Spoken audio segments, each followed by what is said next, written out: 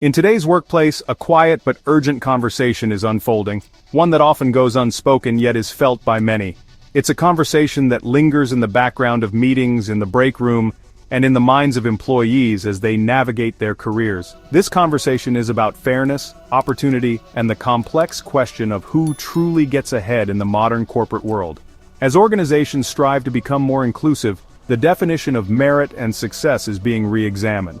At the center of this shift is diversity, equity, and inclusion, commonly known as DEI. These are not just buzzwords, but guiding principles designed to address historical injustices and to open doors for those who have long been excluded from opportunity. The aim is clear: to ensure that everyone, regardless of their background, gender, or ethnicity, has a fair and equal shot at success.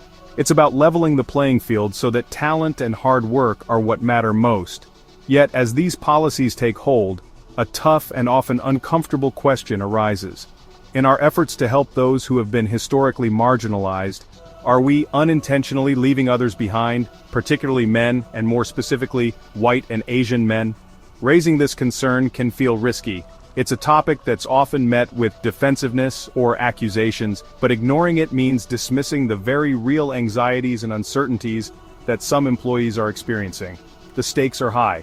Careers, livelihoods, and the well-being of families are on the line. The way we address these issues will shape not only individual futures, but also the culture and effectiveness of our institutions. Many men now find themselves questioning whether the rules of advancement have changed. They see hiring and promotions that seem to prioritize demographic characteristics over skills or experience, and wonder where they fit in this new landscape. For some, this shift brings a sense of uncertainty about their own prospects, and a fear that their contributions may be overlooked or undervalued simply because of who they are. This environment can breed confusion, frustration, and even resentment, emotions that, if left unaddressed, can undermine trust and collaboration within teams. To move forward, we must approach this topic with open eyes and honest inquiry.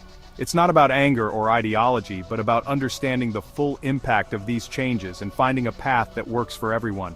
Only by listening to all perspectives, those who have benefited from DEI and those who feel left behind, can we hope to build workplaces that are truly fair and inclusive.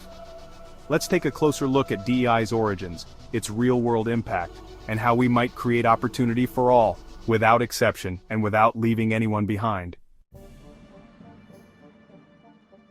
To truly understand today's heated debate around DEI, diversity, equity, and inclusion, we must first look back at its origins and the historical context that shaped it.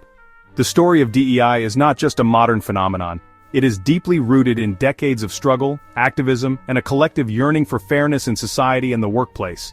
DEI policies are the legacy of hard-fought civil rights battles against explicit exclusion. These policies didn't appear overnight.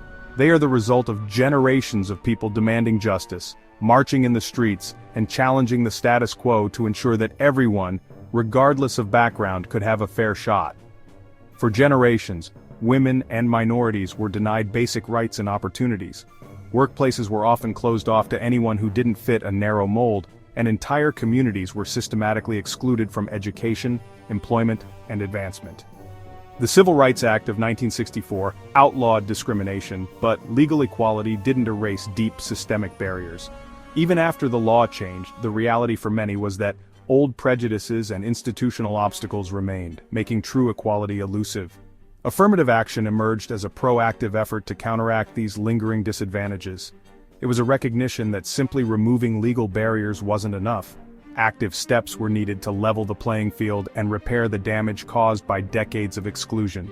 The goal was not just to open doors, but to actively invite in those who had long been shut out. It was about creating real opportunities, not just symbolic gestures, and ensuring that workplaces reflected the diversity of the broader community. DEI is the modern evolution of these efforts, expanding beyond race and gender to include sexual orientation, disability, age, and more. Today, DEI initiatives strive to recognize and value the full spectrum of human experience, making workplaces more representative and welcoming for all. Diversity seeks a workforce that mirrors the richness and complexity of society itself, bringing together people from all walks of life and backgrounds. Equity addresses the persistent, often invisible systemic barriers that prevent fair outcomes. It's about recognizing that not everyone starts from the same place and taking steps to ensure everyone has a genuine chance to succeed. Inclusion aims to foster a culture where every individual feels respected, valued, and empowered to contribute, where belonging is not just an aspiration but a reality. The stated purpose is clear: to build stronger, more just organizations that harness the talents and perspectives of all their members, driving innovation and success. But as we'll see, translating these noble aims into everyday practice is complex, and the path forward is still being written. The shift from DEI ideals, diversity, equity, and inclusion, from theory to actual workplace practice is a complex journey. While the principles sound straightforward and positive, the process of turning them into reality is where controversy and debate often begin to surface. In many organizations, the transition from aspirational DEI statements to concrete policies can create tension and uncertainty among employees and leaders alike. Companies frequently set ambitious public diversity goals, hoping to demonstrate their commitment to social progress. To achieve these targets, they often overhaul recruitment and promotion practices, sometimes at a rapid pace. Tactics to reach these goals include broadening candidate pools, anonymizing resumes to reduce unconscious bias, and rethinking how talent is sourced and evaluated. Some organizations go further, prioritizing certain demographic groups for internships, mentorships, or fast-track programs, aiming to address historical imbalances and create new opportunities for underrepresented groups. However, these well-intentioned efforts can sometimes shift from promoting equal opportunity to creating exclusive opportunities, leading to feelings of exclusion, particularly among men, especially those who are white or Asian. Even though explicit quotas are rarely used, the pressure to meet diversity targets can result in preferential treatment, where group identity becomes a significant factor in hiring and advancement decisions. Hiring managers may find themselves in a difficult position, feeling compelled to select candidates based on demographic characteristics rather than solely on merit or experience, which can be a source of internal conflict and doubt. This approach blurs the line between remedying past discrimination and inadvertently creating new forms of bias, sparking debates about what true fairness looks like in the modern workplace. Ultimately, when group identity becomes the deciding factor in employment decisions, it raises not only practical challenges but also significant legal and ethical questions, forcing companies and society to grapple with where to draw the line between progress and fairness. Data reveals a complex, often contentious reality. White men still dominate top corporate roles, but Asian men face unique barriers, often needing higher qualifications for the same opportunities.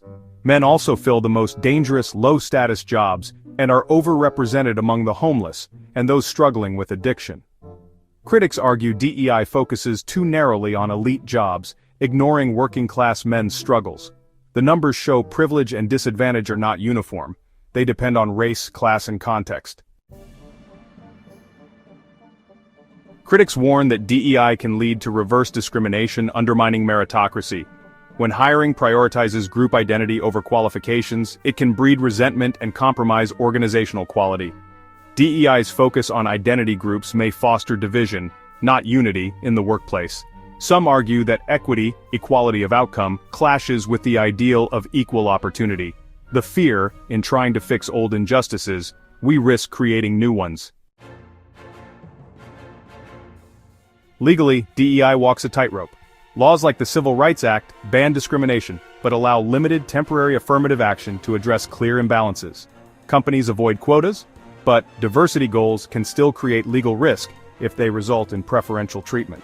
Disparate impact theory means even neutral policies can be challenged if they disadvantage a group. Recent court rulings signal growing skepticism toward race-conscious policies. The legal and ethical landscape is shifting, forcing companies to rethink their approach. DEI wasn't created to punish anyone, but to address undeniable, long-standing unfairness. For centuries, systems favored white men and excluded others, by law and by custom. These weren't minor disadvantages, but deep, generational injustices. Even after civil rights laws, subtle barriers like unconscious bias persisted. Studies show identical resumes get different responses based on the applicant's name. DEI aims to counteract these invisible biases and make fairness intentional. The argument, you can't just declare the race fair now. Some have carried heavier burdens for generations. Proactive measures are needed to level the playing field. DEI is about remedial action, not reverse discrimination. It's an attempt to finally balance the scales. The core tension is between meritocracy, rewarding individual talent, and equity, correcting group disparities. Meritocracy promises fairness by rewarding ability and effort. Equity seeks to fix systemic imbalances in outcomes. DEI policies often force a choice: hire the most qualified individual or prioritize diversity to correct underrepresentation. Supporters say diverse teams are stronger and more innovative. Critics argue that factoring in group identity abandons true meritocracy. The challenge: can we reward individual excellence while dismantling systemic barriers? This debate has no easy answers.